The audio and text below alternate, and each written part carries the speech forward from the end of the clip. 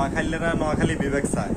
আসলে নোয়াখালী কি বিবেকের যোগ্য কি না, নোয়াখালীতে কি আছে তারা নিজেও জানে না।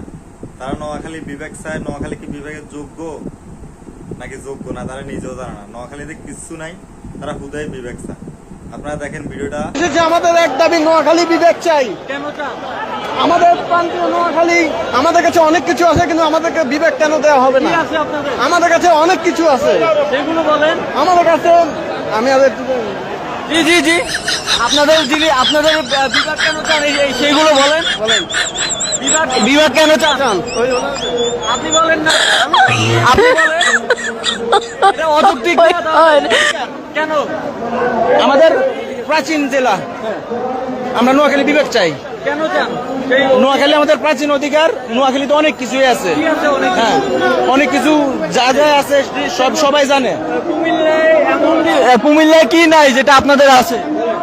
আমাদের ভৌগোলিক দিক থেকে আমরা নোয়াখালী বিভাগের দাবিদার। সেই দাবিগুলো কেন, আপনাদের কি কি রয়েছে সেগুলো বলেন। হ্যাঁ, কেন চান আপনারা বলেন। এটা আমাদের অধিকার থেকে আমরা চাচ্ছি নোয়াখালী বিভাগ। সবারই আছে। কেন চান? কেন চাই এদিকে জিজ্ঞেস করেন। আপনি বলেন। আমরা তো এত কিছু বিস্তারিত সব জানি না, আমরা আমাদের জেলা বিভাগের দাবিতে আসছি।